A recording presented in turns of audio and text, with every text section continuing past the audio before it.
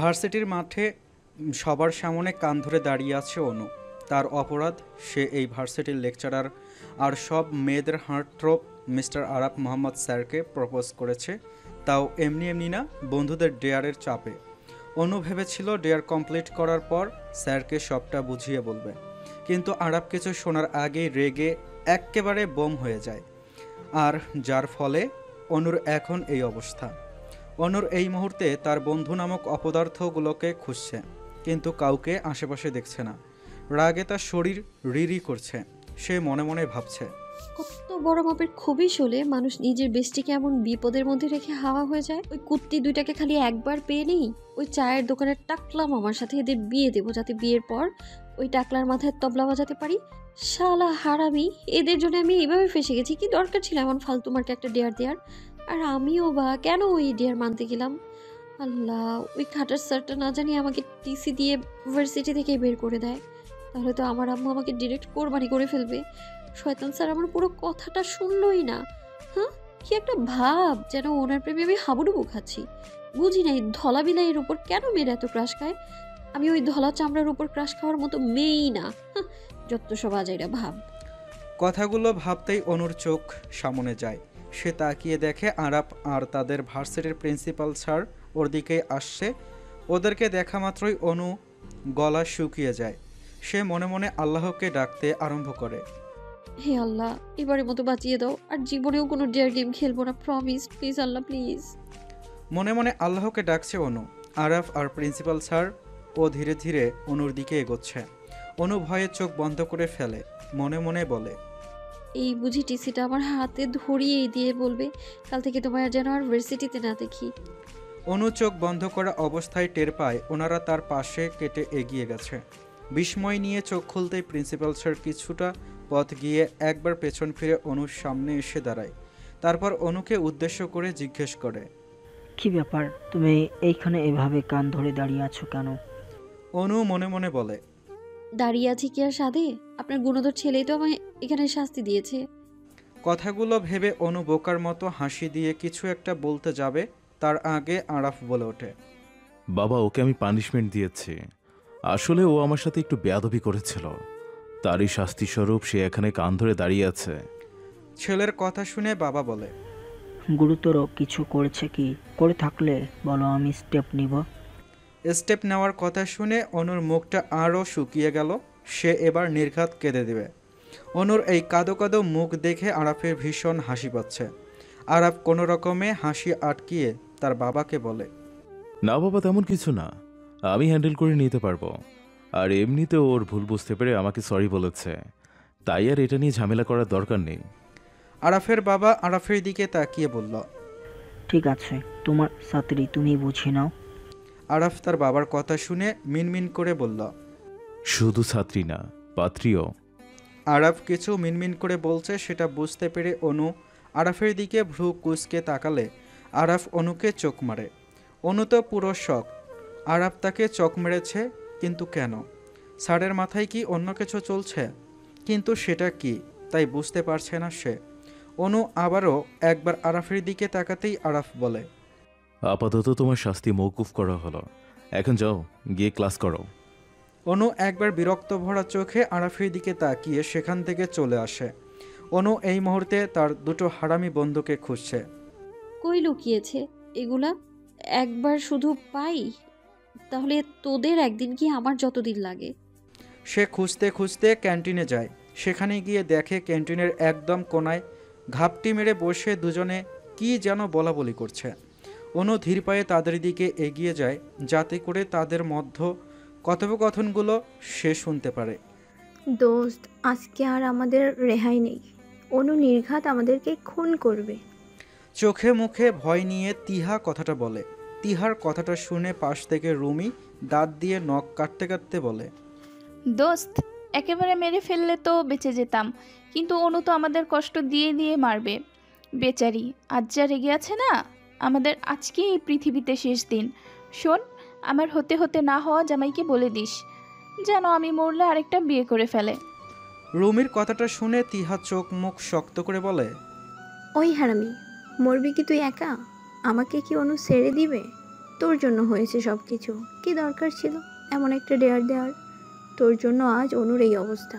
তার সাথে নিজে তো মরলি, আমারেও সাথে নিয়ে মরলি। রুমি কাঁদো কাঁদো গলায় বলে।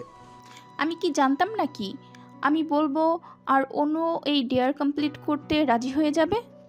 রুমি যে হাতের নখ কাটছিল, তিহা সেই হাত ঠাস করে মুখ থেকে সরিয়ে দিয়ে বলল, কেন? তুই জানিস না অনু কোনো ডেয়ারে হাঁটতে রাজি না? যে কোনো মূল্যেই সে সব ডেয়ার কমপ্লিট করে। যত সব আবাল মার্কা কথাবার্তা। এখন এটা ভাব কি করে অনুকে বোঝাবি। রুমি আবার ডান হাতটা আবার মুখে দিয়ে বলে। ভাবছি, তুইও ভাব। এতক্ষণ পেছন থেকে দাঁড়িয়ে ওদের সব কথাই শুনেছে অনু। ওদের এমন ভয় পাওয়া দেখে অনুর বেশ হাসি পাচ্ছে। অনু মনে মনে ভাবল, এখন হাসা যাবে না, আগে ওদের ভয়ের সুযোগটা নিয়ে নিই, তারপর অন্য কিছু। কথাটা ভেবেই অনু ওদের দুজনের মাথায় একসাথে চাটি মারে। সঙ্গে সঙ্গে দুজন ধরফরিয়ে উঠে দাঁড়ায়। অনুকে দেখে দুজন দুজনের মুখের দিকে তাকিয়ে ছোট্ট একটা ঢোক গিলে একসাথে বলে ওঠে। অনু তুই? অনু মুখে বিরক্তি ভাব এনে বলে, আমি তো, তোরা কি চেয়েছিলি না কি আমি আরো কিছুক্ষণ ওভাবে কান ধরে দাঁড়িয়ে থাকি? তিহা আর রুমা দুজনে একসাথে বলে ওঠে। না না দোস্ত, এসব কি বলিস বলতো? তুই আমাদের 10টা না 5টা না একটা মাত্র বান্ধবী। তোর কষ্টটা কি আমরা দেখতে পারি বল? তাই তো আমরা দুজনে প্ল্যান করেছিলাম কিভাবে আরব স্যারকে বলে তোর পানিশমেন্ট ক্যান্সেল করা যায়। অনু দুহাত বুকের ওপর ভাঁজ করে ভ্রু উঁচিয়ে বলে। ও আচ্ছা তাই? তিহা আর রুমি বোকার মতো হাসি দিয়ে একসাথে বলে ওঠে। হুম। ওরা যেই না বলেছে অমনি অনু ওদের কানমলা দিয়ে ধরে বলে। আমাকে কি তোদের 2 বছরের বাচ্চা মনে হয় যে আমি আমাকে যা বুঝাবি আমিও তাই বুঝবো? তোরা এখন এখানে কি কি কথা বলছিস তার সব কিছু শুনেছি আমি। তাই খবরদার যদি মিথ্যে বলেছিস। এমনিতেই আমার মাথাটা ভীষণ গরম।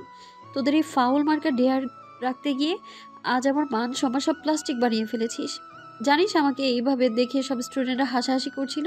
ইস কি লজ্জা! মনে হচ্ছিল পায়ের নিচের মাটিটা 2 ভাগ হয়ে যাক আর আমি এর মধ্যে ঢুকে যাই। কিন্তু এইসব কিছুর মধ্যে তো তোদের কোনো খবরই নেই।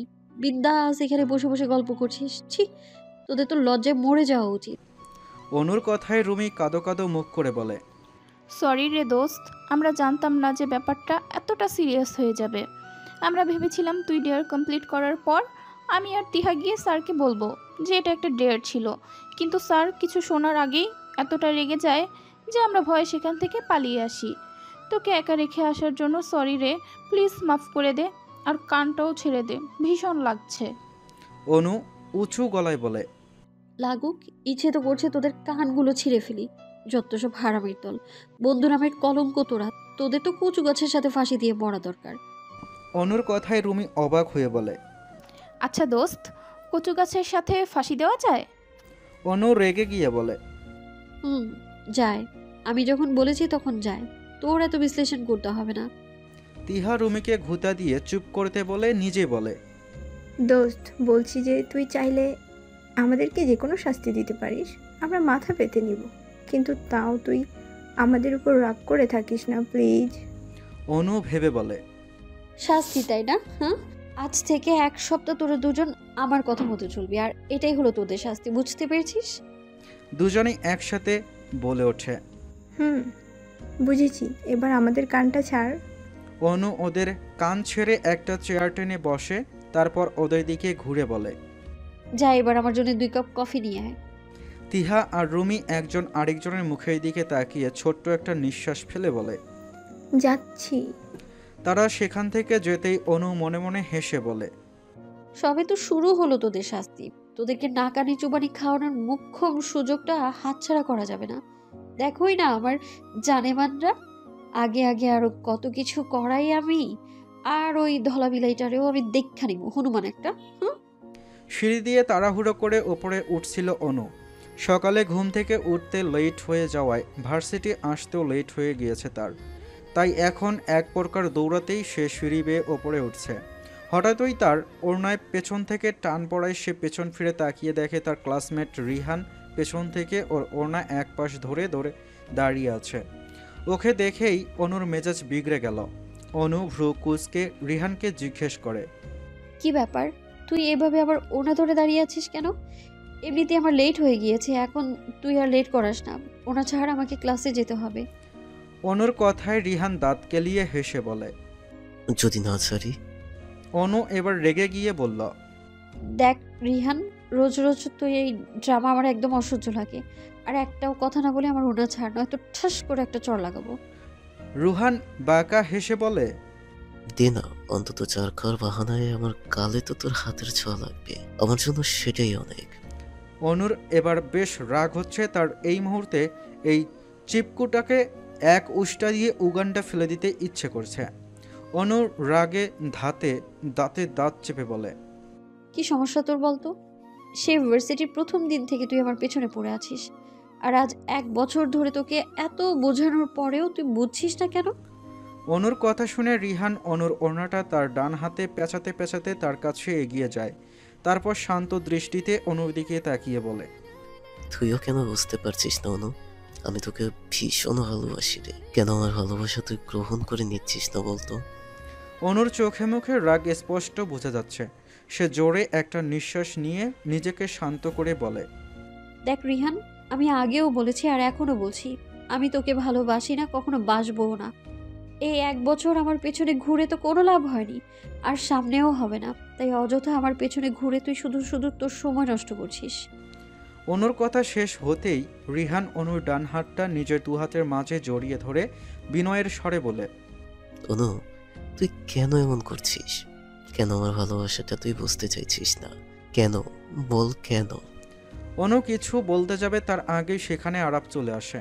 অনু আর রিহানকে এভাবে দেখে তার মাথায় রক্ত উঠে যায়, বিশেষ করে রিহানকে অনুর হাত ধরে থাকতে দেখে। আর ওদিকে আরাফকে দেখা মাত্র রিহান অনুর হাত ছেড়ে পাশে দাঁড়াতে যাবে, তখনই তার হাতে পেঁচিয়ে রাখা অনুর ওড়নাটায় টান পড়ে। রিহানের হাতে অনুর ওড়না পেঁচানো দেখে রাগে আরাফের শরীর জ্বলে যাচ্ছে। এই মুহূর্তে তার এই রিহান নামক প্রাণীটাকে দুনিয়া থেকে আউট করে দিতে ইচ্ছে করছে।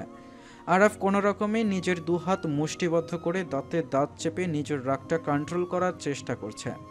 তারপর সে চোখ মুখ শক্ত করে অনুর দিকে তাকিয়ে বলে, এটা কোনো পার্ক না মিস সোনু, এটা একটা শিক্ষা প্রতিষ্ঠান। কোথায় কোন কাজ করতে হয় এটুকু জ্ঞান আপনার থাকা উচিত বলে আমি মনে করি।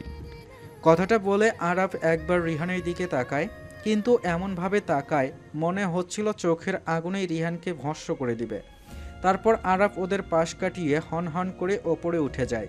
আর অনু আহাম্মকের মতো দাঁড়িয়ে থাকে আর মনে মনে ভাবে, নিশ্চয়ই ধলাবিলাই আমাকে খারাপ মেয়ে ভেবেছে। ভাবুক, আমার কি, কেউ ভাবলেই তো আর আমি খারাপ হয়ে যাচ্ছি না। কথাগুলো ভেবে অনু চোখ পাকিয়ে রিহানের দিকে তাকায়।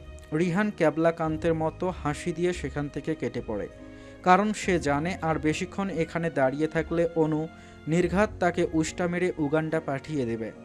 অনু ছোট্ট একটা নিঃশ্বাস ফেলে তার ক্লাসের দিকে পা বাড়াতেই তার মনে পড়ে আজকের প্রথম ক্লাসটা আরাফের। অনু মনে মনে ভাবে, এ আল্লাহ, ওই ধলা বিলাইটা কালকের ব্যাপারটার জন্য আবার কোনো রিভেঞ্জ নেবে না তো? আর একটু আগে তো আমাকে কথাও শুনিয়ে গিয়েছে, এখন ক্লাসে লেট করে যাওয়ার জন্য আবার কি করে কে জানে। কথাগুলি ভেবে অনু দ্রুত ক্লাসের দিকে পা বাড়ায়। সে তার ক্লাসরুমের সামনে দাঁড়িয়ে দেখে আরাফ হোয়াইট বোর্ডে কিছু একটা লিখছে। অনু আরাফের দিকে তাকিয়ে বলে, may I come in sir? অনুর কথায় আরাফ কোনো প্রকার রেসপন্স না দিয়ে বোর্ডে লিখেই যাচ্ছে। অনু আরাফের দিকে ভ্রু কুঁচকে তাকিয়ে বলে, স্যার আসবো? আরাফ এখনও কোনো রেসপন্স করছে না দেখে অনু বেশ বিরক্ত হচ্ছে। ক্লাসের অন্যান্য স্টুডেন্টরা বুঝতে পারছে না কেন আরাফ কোনো রেসপন্স করছে না। অনু ঘাড়টা একটু এগিয়ে ক্লাসের ভেতর তার বান্ধবী তিহা আর রুমিকে খোঁজার চেষ্টা করছে। 2 নম্বর সারির 3 নম্বর বেঞ্চে থেকে তিহা আর রুমি অনুর দিকে হাত নাড়ায়। ওদের দেখে অনু ইশারা দিয়ে বোঝায় সে বেশ বিরক্ত হচ্ছে। তিহা আর রুমিও ইশারা করে বলে বিরক্ত না হতে, পরে না হয় আরাফ স্যার আবার রেগে যেতে পারে। কিছুক্ষণ বাদে আরাফ টেবিলের সামনে এসে মার্কার পেনটা টেবিলের ওপর রেখে টেবিল থেকে বইটা নিয়ে পড়ানো আরম্ভ করে। আরাফের এমন কাজে অনু এবার রেগে যায়। কি সমস্যা কি ওনার? উনি কি আমাকে চোখে দেখছে না? কখন থেকে দরজার সামনে দাঁড়িয়ে আছে, অথচ উনি ওনার মতো করে ক্লাস নিয়েই যাচ্ছেন। হ্যাঁ, যত সব আজাইরা ভাব। আপনার মতো ধলা বিলের অনুমতি আমার প্রয়োজন নেই। আমি এমনি ক্লাসে ঢুকবো, দেখি আমি কে আটকায় আমায়। কথাগুলো মনে মনে ভেবে অনু যেই না ক্লাসের ভেতর প্রবেশ করেছে, সঙ্গে সঙ্গে আরাফ চিৎকার দিয়ে বলে উঠল, হ্যাঁ you stupid girl, how dare you, তোমার সাহস কি করে হলো আমার অনুমতি ছাড়া ক্লাসে ঢোকার? আরাফের কথা শুনে অনুর ইচ্ছে করছে টেবিলের ওপর থাকা ডাস্টারটা দিয়ে এক বাড়ি মেরে আরাফের মাথা ফাটিয়ে দিতে। বেচারি এতক্ষণ যাবৎ আরাফের অনুমতি নিয়েই যাচ্ছে, কিন্তু আরাফ তো কোনো কথাই বলেনি। আর এখন যখন ও ভেতরে আসতে গেল তখনই আরাফ রেগে যায়। এটা কেমন ধরনের ব্যবহার? অনু নিজের রাগকে কন্ট্রোল করে মুখে একটা মেকি হাসি দিয়ে বলে, স্যার আমি অনেকক্ষণ যাবত আপনাকে ডাকছিলাম, কিন্তু আপনি তো শুনছিলেনই না। ভাবলাম আপনি মনোযোগ দিয়ে পড়াচ্ছেন, তাই আর ডিস্টার্ব না করে ভেতরে চলে আসি, এই আর কি। কথাটা বলে অনু 2 পা পিছিয়ে ক্লাসরুমের দরজার সামনে দাঁড়িয়ে আরাফকে বলে, আপনি যদি বলেন তাহলে আমি আবার অনুমতি নিব, সমস্যা নেই। অনুর কাজকর্মে আরাফের ভ্রু কুঁচকে আসে। পরক্ষণেই সে ভাবে অনু বড় হয়েছে ঠিকই, কিন্তু স্বভাবটা এখনও আগের মতোই রয়ে গেছে, যেমনটা ও 5 বছর আগেও দেখেছে বা দেখে গিয়েছিল। 5 বছর আগের কথা মনে হতেই আরাফের চোয়াল শক্ত হয়ে আসে। ওর রক্তের শিরায় শিরায় আবার সেই তেজ জ্বলে ওঠে। আরাফ কিছু বলছে না দেখে অনু আরাফের উদ্দেশ্যে বলে, স্যার এবার ভেতরে আসি। আরাফ ভ্রু কুঁচকে অনুর দিকে তাকিয়ে বলে, না, বাইরেই থাকো। অনু এবার খেপে গিয়ে বলে, বাইরে থাকবো মানে?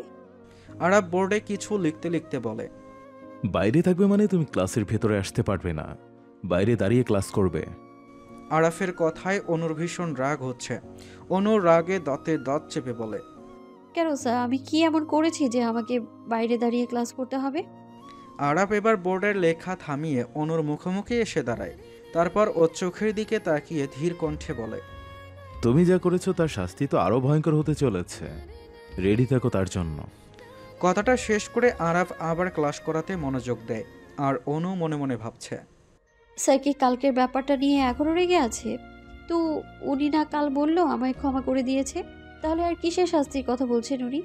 নাকি রিহানের সাথে ওই সময় আমাকে ওভাবে দেখেও উনি রেগে যান? এখন কি সেটার জন্যও শাস্তি দেবেন আমায়? কিন্তু তাও বা কেন? আমি যার সাথে মন চায় তার সাথে মিশবো, তাতে এই ধলা বিলাইয়ের কি? হ্যাঁ, আমিও দেখি এই ধলা বিলাই আমাকে কি শাস্তিটা দেয়। পুরো ক্লাস এইভাবেই অনু বাইরে দাঁড়িয়ে থাকে। আরাফ ক্লাস থেকে যেতেই সে দৌড়ে ক্লাসে এসে তিহা আর রুমির পাশে বসে পড়ে। তারপর হাঁটু ধরে বলে, উফ, দোস্ত পা ব্যথা করছে রে। তিহা বলে ওঠে, এই অনু আবার কি করলি বলতো? স্যার আবার তোর উপরে খেপে গেলেন কেন? অনু সোজা হয়ে বসে বলে, আমি কি জানি এই রাক্ষসটার কখন কি হয়, যত সব আবাল জনগণ। উফ, বুঝি না এই লোকটার আমার সাথে কি এমন শত্রুতা, খুদাই আমার পেছনে পড়ে থাকে। অনুর কথা শুনে রুমি অনুর হাত ধরে উৎসাহী কণ্ঠে বলে, দোস্ত, আমার না মনে হয় ডালমে কুচ কালা হ্যাঁ। আর আফসারের সব সময় তোর পিছনেই পড়ে থাকাটা আমার কাছে স্বাভাবিক লাগছে না, কিছু তো একটা ঘাপলা আছে। কথাটা বলে রুমি ডান হাতের তর্জনী আঙ্গুলের নখ দাঁত দিয়ে কাটতে থাকে।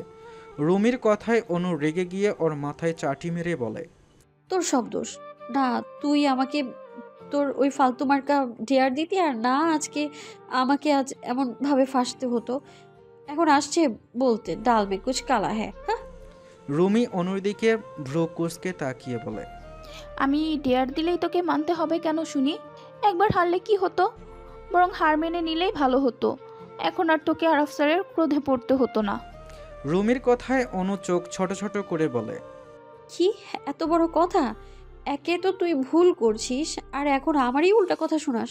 খুব না কালকে বলেছিলি আমার কথা মতো চলবে, আমার দেয়া সব পানিশমেন্ট মাথা পেতে নিবা, আর আজকে সব ফুস হয়ে গেছে তাই না? তিহা বলে উঠল, আরে অনু, তুই রাগস কেন? রুমি তো মজা করছিল, তাই না রুমি? বল বল। রুমিকে ঘুতা দিয়ে তিহা বলতে বলে, কিন্তু রুমিও বাধ্য মেয়ের মতো বলে, হুম, মজা করছিলাম, আর কিছু না। রুমির কথা শুনে অনু ভাব নিয়ে বলে, ঠিক আছে মাফ করে দিলাম, তবে দ্বিতীয়বার এমন করলে না, মাফ নো মাফ, বুঝেছিস? দুজনে একসাথে বলে। হুম। 3 বান্ধবী ক্যান্টিনে বসে আড্ডা দিচ্ছিল। তখনই একজন সিনিয়র ভাই এসে ক্যান্টিনের সবার উদ্দেশ্যে বলে, অ্যাটেনশন এভরিওয়ান, তোমাদের সবাইকে একটা দুঃসংবাদ দেওয়ার আছে। সেটা হলো আমাদের ভার্সিটির এইবার অনার্স দ্বিতীয় বর্ষের একজন ছাত্র, নাম রিহান আহমেদ, সে কিছুক্ষণ আগে হাসপাতালে ভর্তি হয়েছে। তাকে কেউ খুব মারাত্মকভাবে মেরেছে, তবে সেই অপরাধীকে এখনো তা জানা যায়নি। তবে পুলিশ কমপ্লেন করা হয়েছে। পুলিশ অফিসাররা বলেছে রিহানের জ্ঞান ফিরলে ওর মুখ থেকে সবকিছু শুনবে। আর আমাদের ভার্সিটির পক্ষ থেকে সবাই ওর সুস্থতা কামনা করছি। আর তোমরাও সবাই ওর জন্য দোয়া করবে যেন তাড়াতাড়ি সুস্থ হয়ে উঠতে পারে। কথাগুলো বলে সেই সিনিয়র ভাইটা ক্যান্টিন থেকে চলে যায়। আর এই সব কথা শুনে অনু স্তব্ধ পুরো হয়ে আছে। সে ভাবতেই পারছে না, কিছুক্ষণ আগেও না ছেলেটা একদম সুস্থ ছিল, আর এই কিছু সময়ের ব্যবধানে রিহান এখন হসপিটালাইজ। কথাটা যেন কোনোভাবেই মেনে নিতে পারছে না অনু। যতই রিহানের ওপর অনু রাগ দেখাক না কেন, তবে অনু জানে রিহান ওকে সত্যিই খুব ভালোবাসে। সেই প্রথম দিন থেকে রিহান অনুকে ভার্সিটির সব ব্যাপারে অনেক সাহায্য করে এসেছে। অনুকে ভালোবাসার কথা বলায় অনু ওকে অনেক অপমান করেছিল, কিন্তু রিহান কোনো কিছুই গায়ে মাখেনি। সেই অনুর পিছু পিছুই ঘুরেছে। আজ কেন জানি ওর ভীষণ মায়া হচ্ছে রিহানের জন্য। কারা মারলো ওকে আর কেন? অনু কথাগুলো ভেবেই উঠে দাঁড়িয়ে বলে, চল তিহা, রুবি, আমরা হসপিটালে যাব রিহানকে দেখতে। কথাটা বলেই অনু সোজা সামনের দিকে হাঁটা আরম্ভ করে। আর তিহা আর রুমি একজন অন্যজনের মুখের দিকে তাকিয়ে অনুর পিছু পিছু হাঁটতে শুরু করে। হসপিটালে এসে অনু রিসিপশন থেকে জেনে নিল রিহান কত নাম্বার রুমে আছে। জানা মাত্রই অনু দ্রুত রিহানের কেবিনে যায়। কেবিনের ভেতর ঢুকতেই দেখে প্রিন্সিপাল স্যার, আরাফ সহ আরও বেশ কয়েকজন শিক্ষক শিক্ষিকা সেখানে উপস্থিত। অনুকে দেখে আরাফের আবার মেজাজ খারাপ হয়ে গেল। আরাফ আর চোখে একবার অনুকে দেখে তার বাবার সাথে কোনো ব্যাপারে কথা বলায় ব্যস্ত হয়ে পড়ে। অনু, তিহা আর রুমি কেবিনের এক কোণায় গিয়ে দাঁড়ায়। অনু বেডের ওপর রিহানকে দেখে তার হাত পা আর মাথায় ব্যান্ডেজ করা। অনুর খুব কষ্ট হচ্ছে রিহানকে এই অবস্থায় দেখে। অনু মনে মনে ভাবছে, একটু আগেও তো কত সুস্থ ছিল, আর এখন হাত পা ব্যান্ডেজ করা। কে ওর সাথে এমন করেছে কে জানে। যদি একবার পেতাম তারে, তাহলে ওই খারাপ লোকটাকে কেটে টুকরা টুকরা করে ফেলতাম। কতটা নির্দয় হলে কাউকে কেউ এইভাবে মারে। আল্লাহ, তুমি ওই লোকটার বিচার করো। কথাগুলো ভেবে অনু রিহানের কিছুটা সামনে গিয়ে দাঁড়ায়। তখনই পাশ থেকে একজন শিক্ষিকা অনুকে এসে বলে, তোমরা নিশ্চয়ই ভার্সিটি থেকে এসেছো? অনু মাথা নাড়িয়ে বলে। ম্যাডাম বলে, ও আচ্ছা, রিহান এখন আগের থেকে সুস্থ আছে। ওকে ঘুমের ইঞ্জেকশন দিয়ায় ও ঘুমাচ্ছে। এখন ওর জ্ঞান ফিরবে না, তোমাদের সাথে কথাও বলতে পারবে না। আর তোমরাই বা কতক্ষণ এখানে দাঁড়িয়ে থাকবে বলো? তোমাদেরও তো ক্লাস আছে তাই না? তাই এখন আমরা ভার্সিটিতে ফিরছি। তোমরাও চলো, পরে যখন রিহানের জ্ঞান ফিরবে তখন আবার পরে দেখা করতে এসো। অনু ম্যাডামের দিকে একবার তাকিয়ে আবার রিহানের দিকে তাকিয়ে বলে, ম্যাম, আমি এখন যাব না। আমি কিছুক্ষণ এখানে রিহানের কাছে থাকতে চাইছি। রিহান আমার ফ্রেন্ড, ও জ্ঞান ফিরে আমাকে দেখলে খুশি হবে। তাই ম্যাম, আমি এখানেই থাকবো যতক্ষণ না ওর জ্ঞান ফিরছে। তিহা, রুমি বরং আপনাদের সাথে চলে যাক। অনুর কথা শুনে তিহা আর রুমি তৎক্ষণাৎ বলে ওঠে, না ম্যাম, আমরাও অনুর সাথে থাকবো। অনুকে একা রেখে আমরা ভার্সিটিতে ফিরে যাব না। ম্যাডাম একবার অনুর দিকে তাকায় তো একবার তিহা রুহির দিকে তাকায়। তারপর প্রিন্সিপাল স্যারের দিকে তাকিয়ে বলে, স্যার, মেয়েগুলো এখানে থাকতে চাইছে। প্রিন্সিপাল স্যার কিছু একটা ভেবে বলে, সমস্যা নেই, থাকুক। ওদের ফ্রেন্ড তো, তাই ওদের খারাপ লাগছে। আর রিহানও চোখ খুলে ওদের দেখলে কিছুটা আশ্বস্ত হবে। প্রিন্সিপাল স্যারের কথায় ম্যাডাম বলে, ঠিক আছে স্যার। আর শোনো মেয়েরা, চুপচাপ এখানেই বসে থাকবে, এদিক ওদিক ছোটাছুটি করবে না, বুঝতে পেরেছ? তিনজন একসাথে বলে ওঠে, জি ম্যাম। তারপর সেখান থেকে সব স্যার ম্যাম চলে যায়, শুধু দুজন বাদে। এক রিহানের বড় ভাই, আরেকজন হলো আরাফ। আরাফ রিহানের বড় ভাইকে কি যেন বলছিল, সেদিকে অনুর খেয়াল নেই। অনু এক দৃষ্টিতে রিহানকে দেখছে। ছেলেটার জন্য অনুর ভীষণ মায়া হচ্ছে। বড় একটা ভাই ছাড়া রিহানের এই পৃথিবীতে আর কেউ নেই। প্রাণোচ্ছল একটা ছেলে সারাক্ষণ সবাইকে মাতিয়ে রাখে। অনুকে প্রথম যেদিন ভার্সিটিতে দেখে তখনই ওর প্রেমে পড়ে গিয়েছিল রিহান। তাই প্রথম অনুর দিকে বন্ধুত্বের হাত বাড়িয়ে দিয়েছিল রিহান। অনু ওকে সবসময় বন্ধু হিসেবেই ভেবে এসেছে, কিন্তু ওদের মধ্যে বন্ধুত্বের সম্পর্কটা যত গভীর হচ্ছিল, রিহান ও অনুর প্রতি তত দুর্বল হচ্ছিল। তাই একদিন না পেরে বলেই দিয়েছিল সে অনুকে ভালোবাসে। সেদিন অনু মজার ছলে কথাটা নিয়ে থাকলেও আস্তে আস্তে যত দিন যাচ্ছিল, অনু খেয়াল করেছিল রিহান কেমন যেন বদলে যাচ্ছে। সে অনুর সাথে বন্ধুসুলভ আচরণ করছে না, বরং অনুর ওপর নিজের অধিকার ফলানোর চেষ্টা করছে। এই নিয়ে একবার ওদের মাঝে ভীষণ কথা কাটাকাটি হয়। তখন থেকে ওদের সম্পর্কের মাঝেও অনেকটা দূরত্ব তৈরি হয়ে যায়। তবে অনু রিহানকে বন্ধু হিসাবে খুব ভালোবাসে। সে কখনো রিহানের কোনো ক্ষতি চায়নি। আজ রিহানকে এই অবস্থায় দেখে কেন জানি খুব কষ্ট হচ্ছে ওর। অনু বুঝতে পারল তার চোখের কোণায় পানি জমেছে। সে বৃদ্ধা আঙ্গুল দিয়ে হালকা করে সেটা মুছে রিহানের ভাইয়ের উদ্দেশ্যে বলে, ভাই আপনি কি পুলিশে কমপ্লেন করেছেন? অনুর প্রশ্নে রিহানের ভাই রুহান আর আরফ দুজনে অনুর দিকে তাকায়। তারপর রুহান বলে, পুলিশে কমপ্লেন করা হয়েছে। ওনারা বলেছেন রিহানের জ্ঞান ফিরলে ওর থেকে স্টেটমেন্ট নিয়ে তদন্ত করবে। রুহানের কথায় অনু ছোট করে বলে। ও। কেবিনের ভেতরের পরিবেশটা নীরব। অনু, তিহা আর রুমি বেডের পাশে রাখা একটা সোফায় বসে আছে। তিনজন চুপচাপ। রুহানকে ডাক্তার কিছু ঔষধ আনতে পাঠিয়েছে। তবে এই শান্ত পরিবেশের মাঝেও অনুর বেশ বিরক্ত লাগছে। আর অনুর বিরক্ত লাগার কারণটা হলো তার ঠিক সামনে একটা চেয়ারে আরাফ বসে আছে। অনু বুঝতেই পারছে না যে এই সাদা বিলাইয়ের এখানে কি কাজ। সব টিচাররা চলে গিয়েছে, তো উনি এখানে বসে আছেন কেন? অনু বেশ বিরক্তি নিয়ে ভ্রু কুঁচকে আরাফের দিকে তাকিয়ে আছে। কিন্তু আরাফ আরামসে চেয়ারে হেলান দিয়ে বসে তার ফোন ঘুতাচ্ছে। কেউ যে তার ওপর ভীষণ বিরক্ত হচ্ছে সেদিকে তার খেয়াল নেই।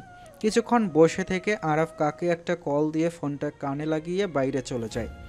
আরাফ বাইরে যেতেই রুমি বলে ওঠে, দোস্ত আমার না কেমন ঘুম ঘুম পাচ্ছে, বলছিলাম যে একটা কফি হলে ভালো হতো না? রুমির কথায় অনু ভ্রু কুঁচকে তার দিকে তাকিয়ে বলে, যেখানে যাবি সেখানেই খাওয়ার চিন্তা করতে হবে তাই না?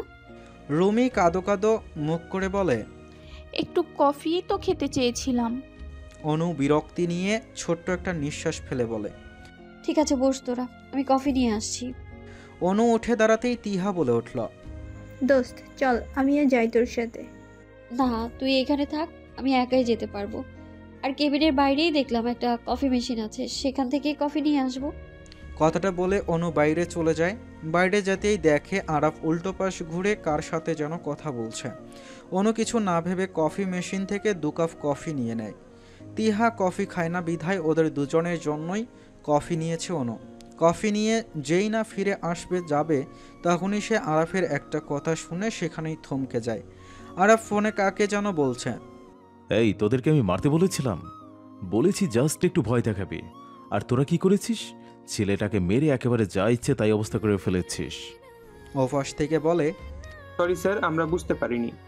আরাফ রেগে গিয়ে বলে, ইডিয়েটের দল, একটা কাজও তোদের দিয়ে হয় না। আমি একজন স্যার হয়ে আমার স্টুডেন্টের এমন অবস্থা কখনো চাইব না। আমি জাস্ট চেয়েছিলাম তোরা শুধু ওকে একটু ভয় দেখাবি, যাতে ও দ্বিতীয়বার এমন কাজ করতে না পারে। তা না করে তোরা ছেলেটাকে এত মেরেছিস যে এখন বেচারা আধমরা হয়ে হসপিটালে পড়ে আছে। আর সবচেয়ে বড় কথা হলো পুলিশ কেস হয়েছে। এখন কি করবি শুনি? ওপাশের লোকটা ভীত কণ্ঠে বলে, স্যার আমাদের এইবারের মতো বাঁচিয়ে দিন প্লিজ। আর ওই ছেলেটাকে আমরা ভয় দেখাচ্ছিলাম, কিন্তু ওই তো খেপে গিয়ে উল্টো আমাদেরকেই মারতে শুরু করে, তাই না? পরে আমরা ওকে না পেয়ে মেরেছি। স্যার ভুল হয়ে গেছে আমাদের, প্লিজ আমাদের পুলিশের কাছ থেকে বাঁচান প্লিজ স্যার। আরাফ ছোট্ট একটা নিঃশ্বাস ফেলে বলে, আচ্ছা দেখছি কি করা যায়। কথাটা বলে আরাফ কল কেটে পেছনে ফিরে অনুকে দেখে পুরো ভূত দেখার মতো চমকে ওঠে। আরাফ ভীত কণ্ঠে বলে, অনু তুমি এখানে? অনু আরাফের দিকে স্থির দৃষ্টিতে তাকিয়ে থেকে ওর দিকে প্রশ্ন ছুড়ে, কেন করলেন এমন? কি করেছিল রিহান যে আপনি ওর এই অবস্থা করেছেন? অনুর কথায় আরাফ বুঝতে পারে যে অনু এতক্ষণ আরাফের সব কথাই শুনেছে। আরাফ জিভ দিয়ে ঠোঁট ভিজিয়ে বলে, অনু তুমি আমাকে ভুল বুঝছো। আমি রিহানকে আঘাত করতে বলিনি। আসলে আমি শুধু বলেছিলাম রিহানকে একটু ভয় দেখাতে, কিন্তু ওরা না পেরে রিহানকে আঘাত করে বসে। আরাফের কথা শুনে অনু ধীর পায়ে আরাফের সামনে এসে দাঁড়ায়। তারপর দাঁতে দাঁত চেপে বলে, ভয় বা কেন দেখাতে চেয়েছিলেন? কি করেছিল ও যার জন্যে আপনার ওকে ভয় দেখাতে হবে?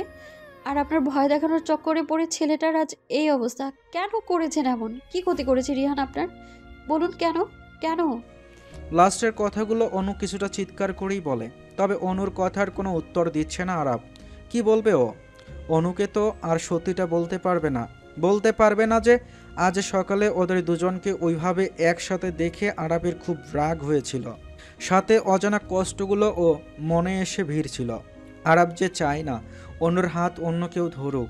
কেন ধরবে আরাফের জীবনসাথীর হাত? ওর হাত ধরার অধিকার শুধু তারই আছে, আর কারো নেই। কারো না। কথাগুলো ভেবে আরাপ চোখ মুখ শক্ত করে অনুর দিকে তাকিয়ে বলে, রিহান অন্যায় করেছিল, তাই রিহানকে আমি ভয় দেখাতে চেয়েছিলাম, যাতে করে সে দ্বিতীয়বার এই অন্যায় না করে। আরাফের কথায় অনু রেগে গিয়ে বলে, কি অন্যায় করেছিল রিহান? অনুর প্রশ্নে আরাপ দায়সারা ভাব নিয়ে বলে, সেটা জানার সময় এখন তোমার হয়নি। যখন সময় হবে তখন তুমি জানতে পারবে। কথাটা বলে আরাপ হসপিটাল থেকে বেরিয়ে যায়। আর অনু রাগে দাঁতে দাঁত চেপে বলে, আমি আপনাকে ছাড়বো না মিস্টার আরাফ মোহাম্মদ। আমি পুলিশের কাছে সবকিছু বলবো যা আমি এতক্ষণ শুনেছি। রিহানের এই অবস্থার জন্য শুধুমাত্র আপনি দায়ী। আপনাকেও এর শাস্তি ভোগ করতেই হবে। চুপচাপ সোফায় হেলান দিয়ে বসে আছে অনু। তিহা আর রুমিও চুপ। অনু মাথার নিচে একটা হাত রেখে এক দৃষ্টিতে রিহানের দিকে তাকিয়ে আছে আর মনে মনে ভাবছে কেন আরাফ এমন করলো। কি এমন করেছে রিহান যার জন্য ওকে ভয় দেখানোর প্রয়োজন? অনু কোনোভাবেই বুঝতে পারছে না রিহানের অন্যায়টা কি হতে পারে। রিহান তো বেশ ভালো ছেলে, সব টিচারদেরও খুব সম্মান করে, সব সময় তো সবার সাথে ভদ্রভাবে ব্যবহার করে। তাহলে কি হতে পারে? অনু মনে মনে ভেবেই যাচ্ছে। তিহা আর রুমি তখন থেকেই খেয়াল করছে অনু কি যেন নিয়ে ভাবছে, কিন্তু সাহস করে জিজ্ঞেস করতে পারছে না। কফি নিয়ে আসার পর থেকেই সে এমন চুপচাপ কিছু একটা নিয়ে ভেবেই চলেছে, কিন্তু সেটা কি? দ্বন্দ্ব কাটিয়ে আমতা আমতা করে তিহা অনুকে জিজ্ঞেস করে, কি হয়েছে অনু? কফি নিয়ে আসার পর থেকেই দেখছি তুই কি যেন ভাবছিস। কি নিয়ে এত ভাবছিস? তিহার কথা শুনে অনু মাথা তুলে সোজা হয়ে বসে। তারপর জিভ দিয়ে ঠোঁট ভিজিয়ে তিহাকে কিছু একটা বলতে যাবে তার আগেই রুমি চেঁচিয়ে উঠে বলে, অনু দেখ, রিহানের ডান হাতের আঙুলগুলো নড়ছে, তার মানে ওর জ্ঞান ফিরেছে। রুমির কথায় অনু রিহানের দিকে তাকায়। ও দেখে সত্যি রিহান ডান আঙ্গুলগুলো হালকা করে নাড়াচ্ছে। সেটা দেখে অনুর মুখে হাসি ফুটে ওঠে। অনু সোফা থেকে উঠে রিহানের পাশে গিয়ে দাঁড়ায়। তারপর তিহাকে উদ্দেশ্য করে বলে, দোস্ত, সামনেই দেখ ডক্টরের কেবিন। রুহান ভাইয়া সেখানেই আছে। তুই একটু ওনাকে গিয়ে বলে আজ রিহানের জ্ঞান ফিরেছে। তিহা মাথা নেড়ে বলে, ঠিক আছে, যাচ্ছি। রিহান ধীরে ধীরে চোখ মেলে তাকায়। চারপাশে চোখ বুলিয়ে বোঝার চেষ্টা করছে সে এখন কোথায় আছে। ডান দিকে ফিরে অনুকে দেখতে রিহানের মুখে হাসি ফুটে ওঠে। রিহানের হাসি দেখে অনুও মৃদু হাসল। তারপর রিহানের ডান হাতটার ওপর আলতো করে হাত রেখে বলল, এখন কেমন আছিস তুই? রিহান হাসার চেষ্টা করে বলে, চিন্তা করিস না, মরিনি, বেঁচে আছি। রিহানের কথায় অনু রেগে ভ্রু কুঁচকে বলে, তুই আর মানুষ হবি না। এই সময় তোর মুখ দিয়ে তেরা তেরা কথা বের হবে, তাই না? অনুর কথায় রিহান হালকা হাসে। ততক্ষণে রুহান আর ডাক্তারও রিহানের কেবিনে চলে আসে। রিহানকে দেখে রুহান নিচু হয়ে তাকে জড়িয়ে ধরে ভেজা কণ্ঠে বলে, কেমন আছিস ভাই? রিহান আলতো হাতে ভাইকে জড়িয়ে ধরে বলে, তোর ভাই অলওয়েজ ভালো থাকে। এরকম ছোটখাটো ব্যাপারে তোর ভাইকে এত সহজে কাবু করতে পারবে না, বুঝেছিস? রিহানের কথায় মুচকি হেসে মাথা তুলে রুহান। তারপর ডক্টরের দিকে তাকিয়ে বলে, ডাক্তার সাহেব, এখন আমার ভাই একদম সুস্থ আছে তো? আর কোনো সমস্যা নেই তো? ডাক্তার রিহানের হাতের পালস চেক করতে করতে বলে, আলহামদুলিল্লাহ, এখন আগের থেকে অনেক বেটার। এখন আগের থেকে অনেকটাই বেটার। তবে হ্যাঁ, পেশেন্টকে এখনই কোনো কিছু জিজ্ঞেস করবেন না। ওনার মাত্রই জ্ঞান ফিরেছে। এখনই যদি আপনারা ওনাকে প্রশ্ন করা শুরু করেন তাহলে ওনার ব্রেনের এফেক্ট পড়তে পারে, আর তাতে করে পেশেন্টেরও ক্ষতি হতে পারে। রুহান ডাক্তারকে আশ্বস্ত করে বলে, না ডাক্তার, চিন্তা করবেন না, রিহানের প্রবলেম হবে এমন কোনো কাজই আমরা করব না। ডাক্তার থেটোস্কোপটা গলায় রাখতে রাখতে বলে, ঠিক আছে, আপনারা ওনার কাছে থাকুন। আর এখনই আমরা ওনাকে কোনো মেডিসিন দিচ্ছি না। বিকালের পর ওনার মেডিসিন দেওয়া হবে। তার আগে ওনাকে একটা স্যুপ খাওয়ানো হবে, যেটা আমাদের ক্লিনিক থেকেই দেওয়া হয়। স্যুপ খাওয়ানোর পরে ওনাকে মেডিসিন দিয়ে দেওয়া হবে। আমি আমার কেবিনে আসি, কোনো প্রয়োজন হলে ডাকবেন, আর ওনাকে বেশি ডিস্টার্ব করবেন না। রুহান রিহানের পাশে চেয়ার টেনে বসতে বসতে বলে, ওকে ডক্টর। ডাক্তার সাহেব রুম থেকে বেরিয়ে গেলে রুহান রিহানের মাথায় হাত রেখে বলে, জানিস ভাই, তোকে এইভাবে দেখে কত ভয় পেয়ে গিয়েছিলাম। কিছুক্ষণের জন্য মনে হচ্ছিল আমার পুরো পৃথিবী বুঝি অন্ধকার হয়ে এসেছে। তোর কিছু হলে যে আমিও মরে যেতাম রে ভাই। ভাইয়ের কথা শুনে রিহান মৃদু হেসে বলে, তোর ভাইয়ের প্রাণ হলো কই মাছের প্রাণ, সহজে মরবে না, তাই এত চিন্তা করিস না। তোকে জ্বালানো তো এখনো শেষ হয়নি, তোকে আগে প্রচুর জ্বালিয়ে নেই, তারপর একটা শাকচুন্নি মার্কা বউ খুঁজে তোর বিয়ে দিয়ে তবে গিয়েই আমি শান্তিতে মরতে পারবো, এর আগে না। বুঝেছিস ভাইয়া? রিহানের কথা রুহানের মোটেও পছন্দ হয়নি, তাই সে রেগে গিয়ে বলে, তুই কিন্তু এখনই আমার হাতে মার খাবি বলে রাখলাম, আর একটা উল্টাপাল্টা কথা বললি। রুহানের কথা শেষ হতেই অনু বলে ওঠে, জি ভাইয়া, ওকে মারারই প্রয়োজন। দেখুন না, জ্ঞান ফেরার পর থেকে কেমন উল্টাপাল্টা বকে যাচ্ছে। মাথায় স্ক্রু তো আগে থেকেই ঢিলা ছিল, এখন মেবি ওই ঢিলা স্ক্রু খুলেই গিয়েছে, তাই এমন আজাইরা প্রলাপ শুরু করেছে। অনুর কথায় রিহান ওর দিকে তাকিয়ে বাঁকা হেসে বলে, কি করবো বল, তোকে দেখলেই তো আমার মাথায় সব স্ক্রু ঢিলা হয়ে যায়, এতে আমার কি দোষ?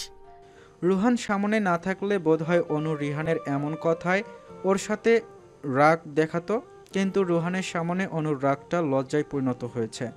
আর রুহান গলা খ্যাকারি দিয়ে বলে, ভাই এখানে তোর বড় ভাইও আছে, তাই একটু সাবধানে কথা বলিস। রিহান ভাইয়ের দিকে তাকিয়ে মুচকে হেসে বলে, আরে ভাই, এত চাপ নিও না, যা শুনেছ তা ভুলে যাও, ওকে? অনু এবার কড়া গলায় বলে, এই তুই চুপ করবি, ডক্টর তোকে রেস্ট নিতে বলেছে, তুই কেন এত কথা বলছিস? হ্যাঁ, রিহান বাঁকা চোখে অনুর দিকে তাকিয়ে বলে, ঠিক আছে, তুই বলছিস যখন, তখন না হয় চুপই থাকলাম। অনু আর রিহানকে কিছু না বলে রুহানকে বলল, ভাইয়া ভার্সিটিতে একবার জানিয়ে দেওয়া প্রয়োজন যে রিহানের জ্ঞান ফিরেছে। অনুর কথা শুনে রুহান বলল, ও হ্যাঁ, আমি এক্ষুনি প্রিন্সিপাল স্যারকে কল করে বলে দিচ্ছি। সন্ধ্যা ঘনিয়ে আসতেই অনু, তিহা আর রুমি নিজ নিজ বাড়ির উদ্দেশ্যে রওনা দেয়। যদিও অনুর আরও কিছুক্ষণ থাকার ইচ্ছা ছিল, কিন্তু সন্ধে হয়ে যাওয়ায় স্যার ওদের সেখানে থাকতে না দিয়ে নিজ নিজ বাড়িতে চলে যেতে বলেন। আজ আর হসপিটালে পুলিশ যাবে না রিহানের স্টেটমেন্ট নিতে। রুহান না করেছে, ডাক্তার বারণ করেছে বিধায় সেও চায় না তার ভাইয়ের কোনো প্রকার অসুবিধা হোক, তাই কাল থেকে রিহানের মামলার তদন্ত শুরু হবে। আর অনুও মনে মনে ঠিক করে নিয়েছে কাল রিহানের স্টেটমেন্ট নেওয়ার সময় অনুও হসপিটালে থাকবে, আর ও যা জানে সবটা পুলিশকে বলবে। তারপর বাকিটা কালই বোঝা যাবে। অন্ধকারে আচ্ছন্ন করা পুরো রুমটাতে দরজার ফাঁক দিয়ে কিছু আলোর রোশনি প্রবেশ করছে, আর সে রুমে অন্ধকারের মধ্যে ছটফট করছে হাত পা বাঁধা অবস্থায় একটা লোক। থেকে থেকে জোরে জোরে নিঃশ্বাস নিচ্ছে সে, এতটাই ক্লান্ত আর ক্ষুধার্ত যে মুখ থেকে একটা শব্দও বের করছে না, শুধু চোখের কিনারা বেয়ে পানি পড়ে যাচ্ছে। কিছুক্ষণ বাদেই দরজা ঠেলে সেই অন্ধকার রুমে কেউ একজন প্রবেশ করে, হাতে তার একটা খাবারের থালা। লোকটির সামনে গিয়ে হাঁটু গেড়ে বসে, তারপর লোকটিকে টেনে তুলে বসিয়ে বলে, এখনো তুই সত্যিটা বলবি না? এত আঘাত করার পরও তুই মুখ খুলছিস না কেন বলতো? জানের মায়া নেই নাকি তোর? লোকটি অস্পষ্ট স্বরে বলে, আমি কিছু জানি না, আমি কিছু করিনি।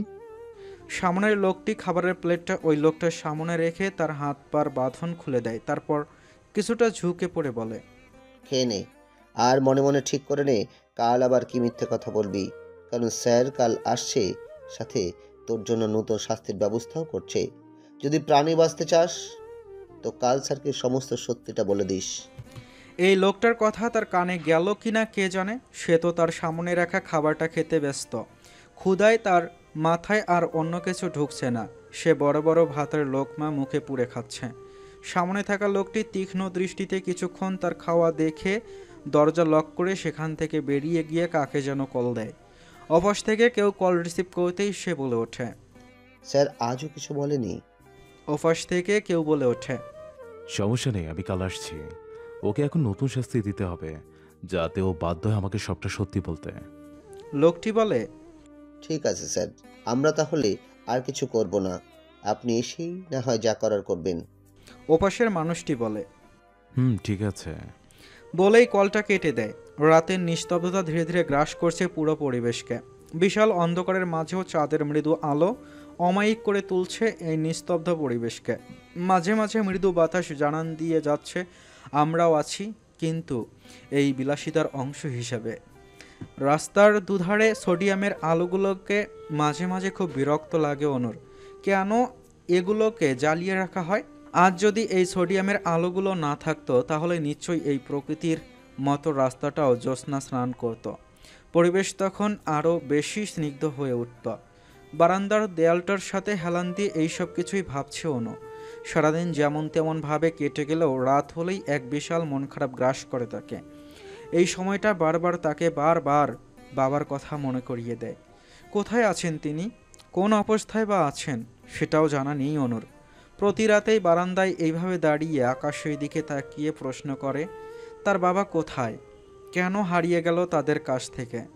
আজ 1 বছর হয়ে গিয়েছে, তবু কেন সে তার বাবার কোনো খোঁজ পাচ্ছে না। প্রশ্ন করতে করতে এক পর্যায়ে বিরক্ত হয়ে কেঁদে ফেলে সে। বাবাকে সে ভীষণ মিস করে। প্রতি রাতের চোখের পানিটায় তার প্রমাণ। কখনো কি খুঁজে পাবে না সে তার বাবাকে? কথাটা ভাবতেই এক অজানা ভয় তার পুরো শরীরে ভর করে। ওদিকে কেউ একজন অন্ধকারের মাঝে আদমরা হয়ে পড়ে থাকে, মাঝে মাঝে শব্দ করে ডেকে ওঠে, অনু, তোর বাবাও যে তার প্রিন্সেসকে ভীষণ মিস করছে। সকালের সূর্যের নরম আলোটা চোখে পড়তেই পিটপিট করে চোখ খোলে অনু। চোখ খুলে দেখে সে বারান্দায় ঘুমিয়ে গিয়েছিল। তবে এটা নতুন কিছু না। প্রায় ওই রাতে আকাশের দিকে তাকিয়ে কাঁদতে কাঁদতে বারান্দার দরজার পাশে হেলান দিয়ে কখন যে ঘুমিয়ে যায় টেরই পায় না সে। ঘুম ঘুম চোখে ওয়াশরুম থেকে ফ্রেশ হয়ে আসে অনু। তারপর যায় তার মার রুমে। অনুর আম্মু মিসেস রাহেলা বেগম উল্টো পাশে মুখ করে ঘুমাচ্ছে। অনু ধীর পায়ে এগিয়ে গিয়ে তার মার পাশে বসে।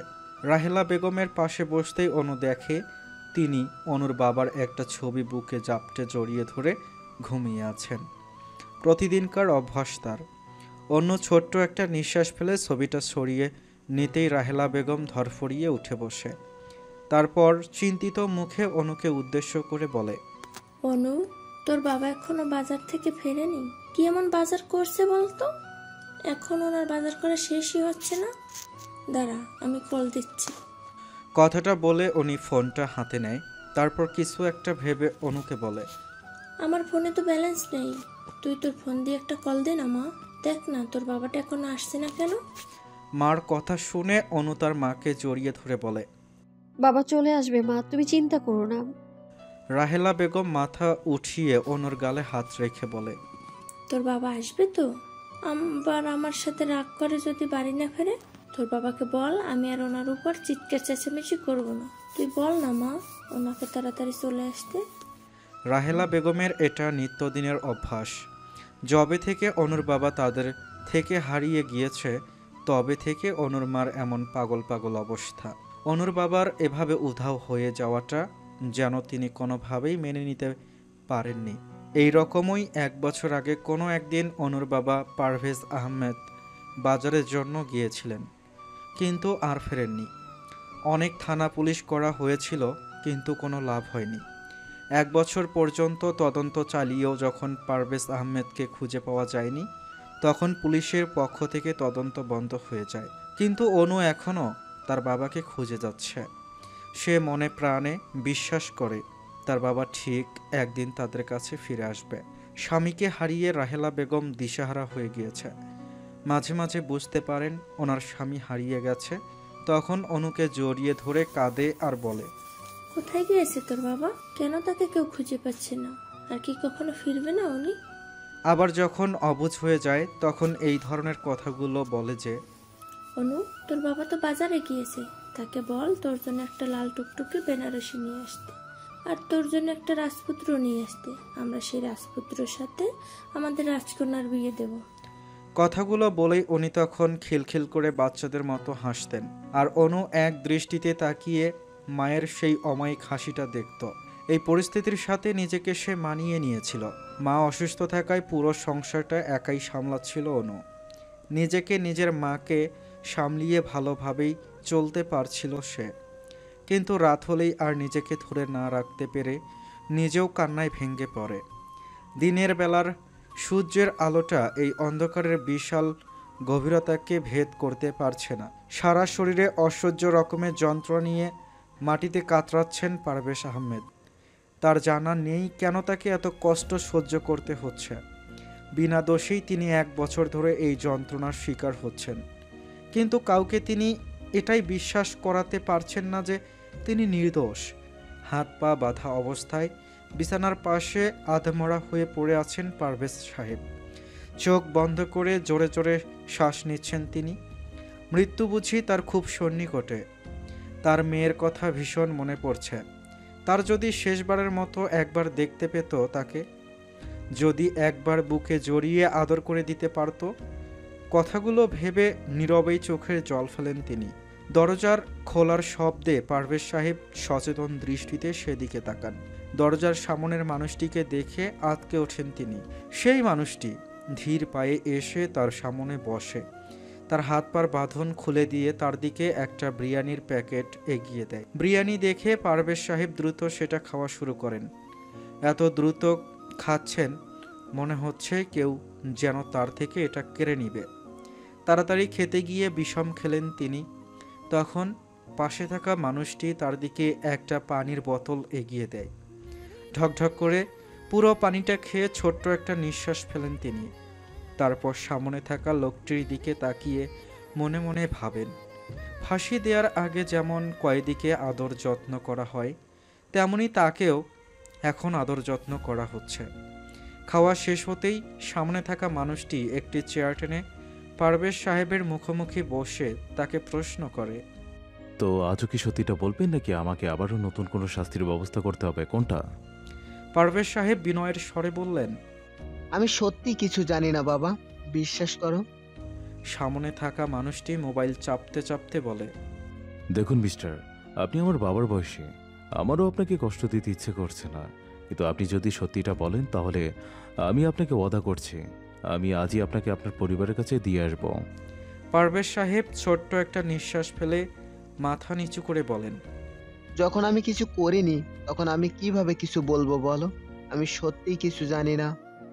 সামনে থাকা মানুষটি মোবাইল থেকে মাথা উঠিয়ে ক্ষুব্ধ দৃষ্টিতে পারভেজ সাহেবের দিকে তাকিয়ে বলে, তাহলে কি আমার বাবা আমাকে মিথ্যে বলেছে? আপনি আমার প্রজেক্ট ফাইলগুলো চুরি করেননি? আমার পার্সোনাল প্রজেক্ট প্ল্যানিংগুলো যে পেন ড্রাইভে রেখেছিলাম আপনি সেটা চুরি করেননি? আপনার জন্য আমার তিলে তিলে গড়ে তোলা বিজনেসটা মাটিতে মিশে যাচ্ছে। কেন করেছেন আপনি এসব? কার কথায় করেছেন? আর আপনি প্লিজ এখন আমাকে সেগুলো ফিরিয়ে দিন। আমি আপনাকে তার বিনিময়ে অনেক টাকা দেব। প্লিজ ফিরিয়ে দিন আমাকে আমার কষ্টের সাধনাগুলো। আমার এই প্রজেক্টগুলো ছাড়া আমি আমার কোম্পানি দাঁড় করাতে পারবো না। এম ইন্ডাস্ট্রি একেবারে শেষ হয়ে যাবে। সামনের মানুষটির এত কাতরতা দেখে পারভেজ সাহেব ভাঙ্গা গলায় বলে, আমি সত্যি কিছু করিনি। কোনো প্রজেক্ট ফাইল কিংবা পেন ড্রাইভ সম্পর্কে আমি কিছু জানি না, বিশ্বাস করো বাবা। আর তোমার বাবা কে যে তোমাকে আমার কথা বলেছে? লোকটি দুহাত মুষ্টিবদ্ধ করে তার ওপর মাথা ঠেকিয়ে বলে, আমার বাবা আনোয়ার মোহাম্মদ। তার কথা শুনে নড়ে চড়ে বসে পারভেজ আহমেদ।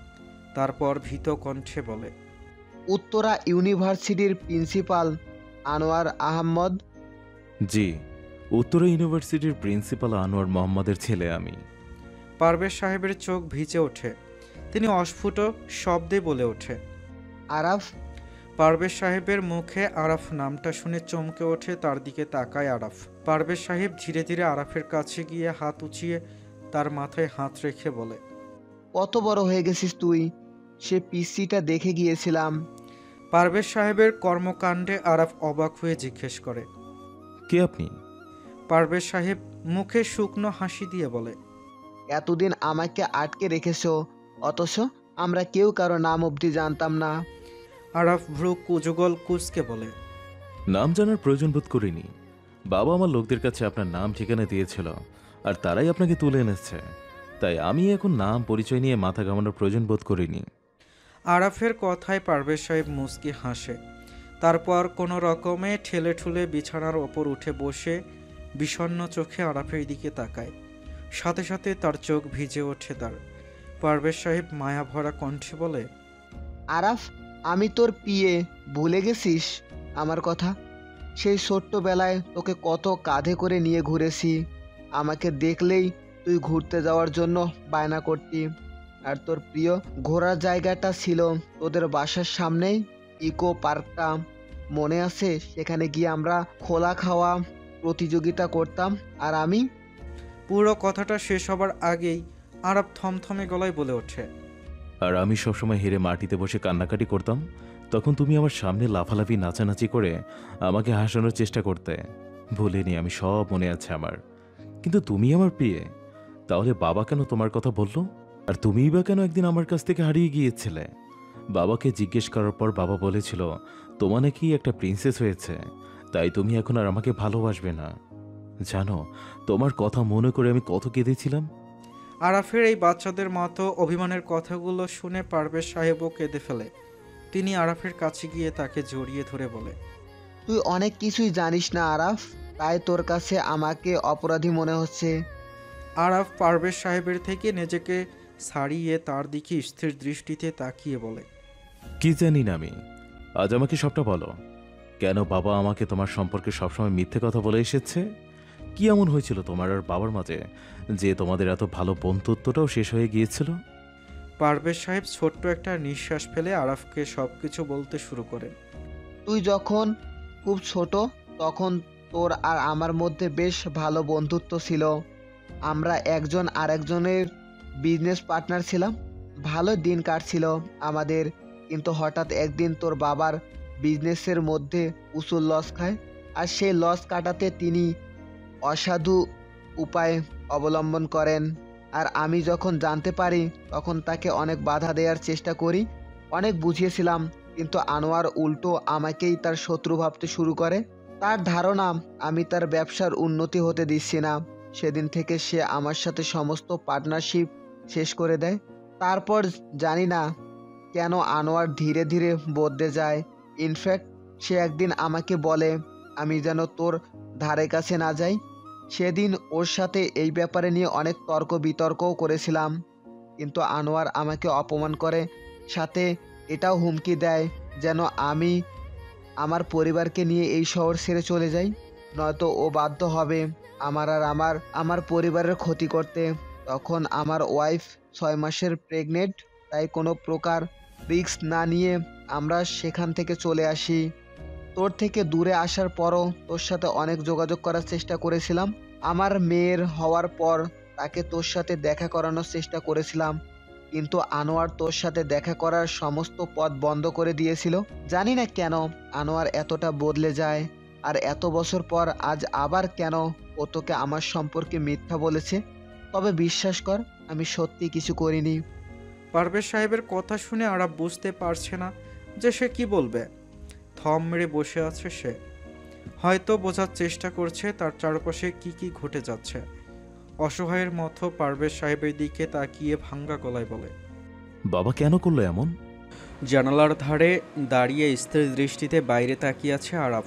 মাথায় এখন অনেক প্রশ্ন ঘুরপাক খাচ্ছে তার বাবা কেন তাকে মিথ্যা বলল, কেন বলেনি এই লোকটাই তার পিয়ে। ছোট্টবেলায় আরাফের সব থেকে প্রিয় মানুষটাই ছিল এই পিয়ে। পারভেজ আহমেদের নামকে সংক্ষেপ করে তাকে পিয়ে ডাকত আরাফ। ভীষণ ভালোবাসত আরাফ পিয়েকে, আর পারভেজ আহমেদেরও চোখের মনি ছিল আরাফ। কিন্তু আরাফের বাবার জন্য তাদের মধ্যে সব সম্পর্ক শেষ হয়ে গিয়েছিল। কিছুক্ষণ এইভাবে জানালার পাশে দাঁড়িয়ে থেকে আরাফ পারভেজ সাহেবের কাছে গিয়ে তার সামনে হাঁটু ভাঁজ করে বসে। তারপর পারভেজ সাহেবের হাঁটুতে তার 2 হাত রেখে ভেজা গলায় বলে, আমি জানি না পিয়া, আমি কি করে তোমার কাছে ক্ষমা চাইব। আদৌ কি আমি ক্ষমা পাওয়ার যোগ্য কিনা তাও আমার জানা নেই। বাবা কেন করলো এমন বলো তো? বাবা কেন আমাকে আগে বলেনি যে তুমি আমার পিয়ে? সেই 8 বছর বয়সে তোমাকে হারিয়েছিলাম, তারপর আর কখনো দেখিনি। বাবা আমার কাছ থেকে তোমার সব ছবি নিয়ে গিয়েছিল, তাই তোমার ফেসটা আমি ভুলে গিয়েছিলাম। এর জন্য আজ এত বছর পর তোমাকে দেখলাম, তোমাকে চিনতে পারিনি। না জেনে না বুঝে তোমাকে কতটা কষ্ট দিয়েছি। যে মানুষটা আমাকে এতটা ভালোবেসেছে তাকে আমি কি করে এত কষ্ট দিতে পারলাম বলো তো? কথাগুলো বলে আরাফ মাথা নিচু করে ফুঁপিয়ে কেঁদে ওঠে। আরাফের বিষণ্ণতায় পারভেজ সাহেবও খুব কষ্ট পাচ্ছে। তিনি আরাফের মাথায় হাত রেখে বলে, তোর কোনো দোষ নেই বাবা, তুই বা কি করতি বল? তুই তো শুধু তোর বাবাকে বিশ্বাস করেছিলি, আর তোর জায়গায় অন্য কেউ থাকলেই এমনই করতো। তোর তিল তিল করা কষ্টের ফল ছিল তোর ওই প্রজেক্টগুলো। দিন রাত খেটে তুই সেগুলো করেছিস, এখন যদি হুট করে সেগুলো উধাও হয়ে যায় তাহলে কারোই বা মাথা ঠিক থাকবে বল? তুই তোর জায়গায় ঠিকই আছিস বাবা, কিন্তু আমি তো ভাবছি অন্য কথা, যে আনোয়ার কেন তোকে দিয়ে এসব করিয়েছে, কি চাই ও? কথাগুলো ভাবতেই কপালে ভাঁজ পড়ে পারভেজ সাহেবের। আরব তখন মাথা তুলে তাকে প্রশ্ন করে, তুমি আমাকে ক্ষমা করে দিয়েছো তো পিয়ে? আমি জানি আমি যা করেছি তা ক্ষমার অযোগ্য। তুমি চাইলে যা খুশি শাস্তি দিতে পারো আমায়, আমি মাথা পেতে নেব, কিন্তু আমাকে তবুও ক্ষমা করে দাও। আরাফের চোখে মুখে অনুশোচনার মেঘ জমতে দেখে পারভেজ সাহেবের মনও গলে যায়। আর সবচেয়ে বড় কথা হলো আরাফ না বুঝে তাকে কষ্ট দিয়েছে, আর এখন যখন সে তার ভুল বুঝতে পেরেছে তখন সে অনুতপ্ত।